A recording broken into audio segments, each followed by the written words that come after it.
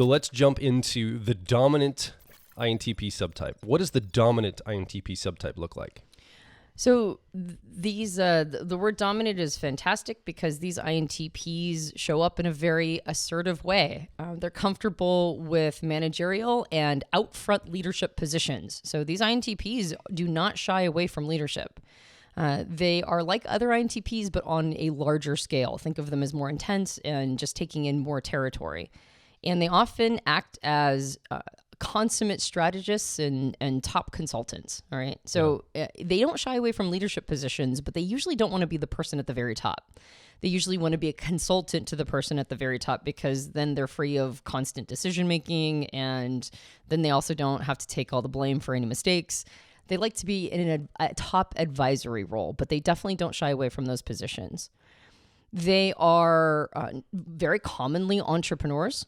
So it's very common for dominant INTPs to go into an entrepreneurial or go that direction, but then they oftentimes find themselves in organizations and communities that allow them to match their values and their principles with what they're doing, but then somebody else handles execution and details. So there's an attraction to entrepreneurship, but there's also a lot of stuff that comes along with entrepreneurship, having to do a lot of detail management and that sort of thing. Yeah. And so these dominant INTPs, they're still INTPs, right? And so they usually let other people handle some of those more mundane tasks.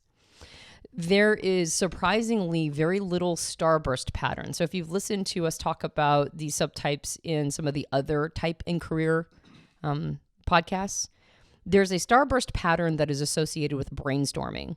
And that's what shows up in those EEG machine readings. And the dominant INTP has a very weak one, which means that they're not actually using their second function of extroverted intuition or exploration. They're not using it as much in unstructured creativity. Usually when they're brainstorming, it's very specifically to solve a problem.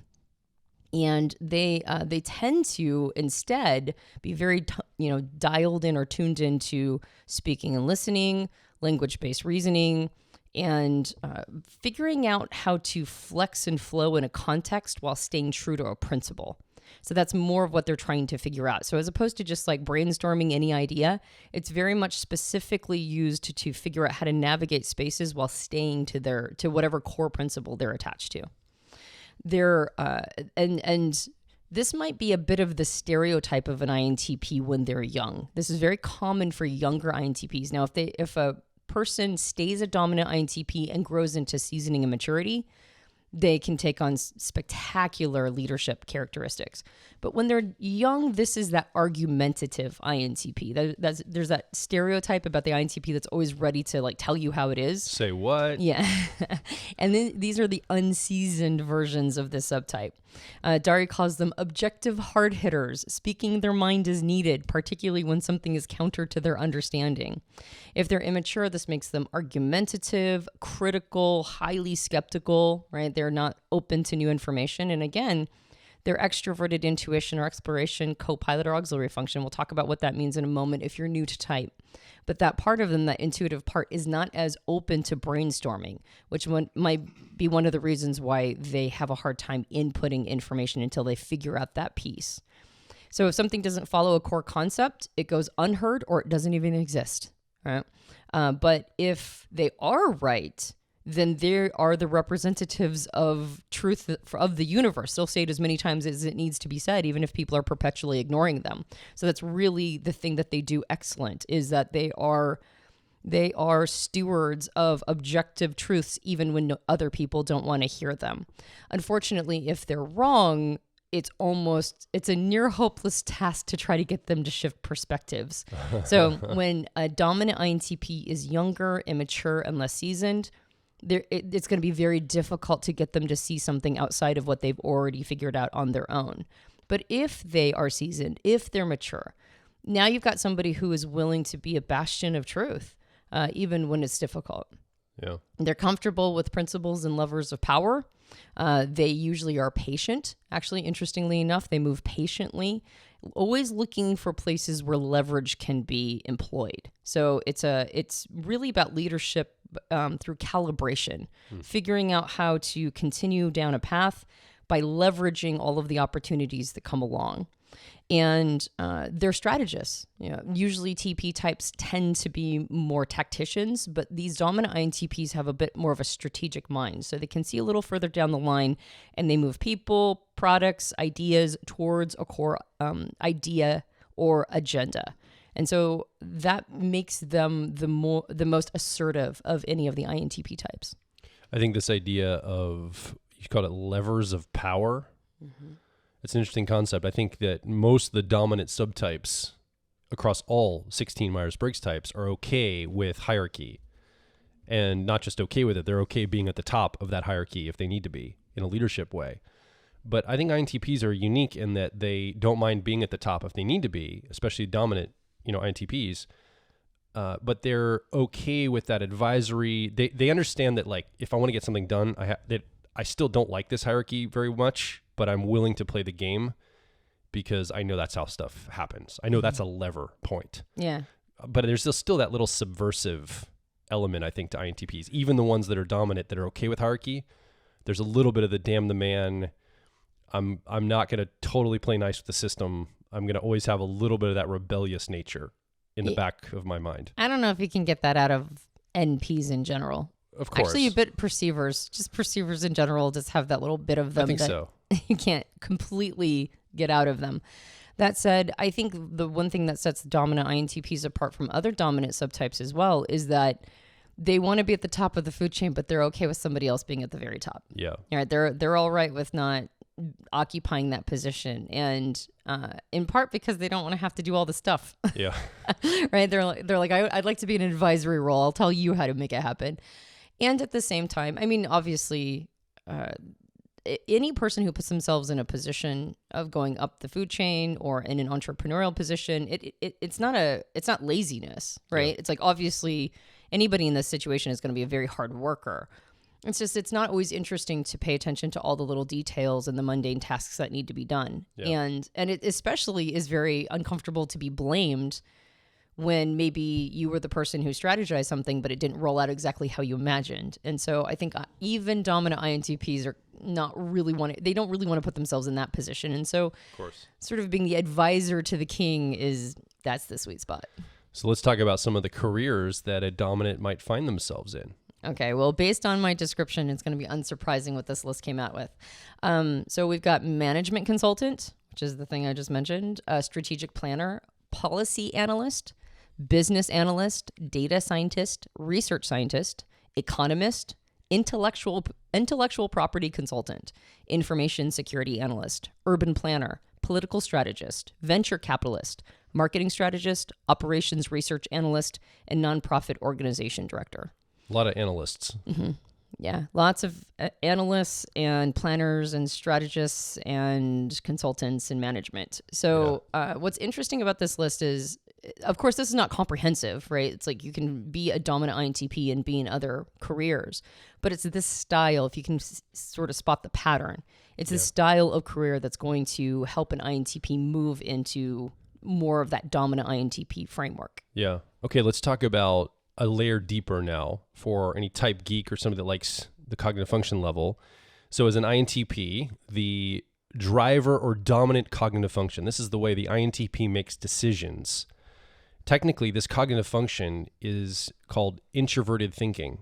We've nicknamed it accuracy. It's all about finding the accurate, most precise truth, the building blocks, principle-based truth to build from, and always looking for the logical consistency, depersonalizing things to find the logic and the reasoning behind decisions. That's paired with a co-pilot or auxiliary cognitive function. It's a learning or perceiving function, technically called extroverted intuition. We nickname it exploration, and this is all about outward pattern recognition, messing with the environment, connecting disparate things, asking what-if questions, and seeing what happens. And this is how an INTP perceives their world and moves through the world. Now, there's an attunement with these two front functions, the driver, dominant, or co-pilot auxiliary. The way these functions are attuned inform which subtype the person is. So a dominant INTP subtype, and this is a good time to introduce the concept of analytic versus holistic. How does the functions look for an INTP at this level? Right. You just use the words analytic and holistic, and those are words to describe our relationship to these specific functions. Yeah. So each function can go one of two directions. It can go either more focused, assertive, really with a lot of intentionality to head towards almost like a single, fixed point, almost you could call it. That could even be a principle, doesn't necessarily have to be a goal, but it's almost think of it as so focused that you have blinders on. That's the more analytic version of a function. And then there's a holistic version, which is a bit more open framed. You have a more dispersed energy style when you're using it in this way. And so you don't have as much focus on a single point, but you have a little bit more periphery to look at. It's not as assertive. It's a more diffused energetic space. And we can use each of these functions in either way, really. Yeah, I just want to make a comment. This is not about capacity or proficiency. So analytic doesn't mean, oh, I'm more proficient than I would be if I was holistic. It's not about proficiency. It's about intentionality and focus. Yeah, how you use your energy. Do you use your energy a little bit more like a sniper, or do you use it a little bit more scattershot, right? Or you could think of it in terms of meditation. Are you meditating on a single point in the wall, or are you doing something more like Shambhala, where you're lidding your eyes and seeing a bigger picture? So each of the functions can be used either way, but we end up having a preference for one side or the other. And really the ideal is that we would use both. You'd use each of the functions that are our stewardship. I always think of it as our stewardship, but the functions that are our pre-wiring leads us towards. Using both, or having both capacities is really the ideal. Yeah. But when we tend to land on one side or the other, that gives us a certain flavor to our type. And for dominant INTPs, both of those functions, both introverted thinking accuracy and extroverted intuition or exploration, both of them have an analytic bent.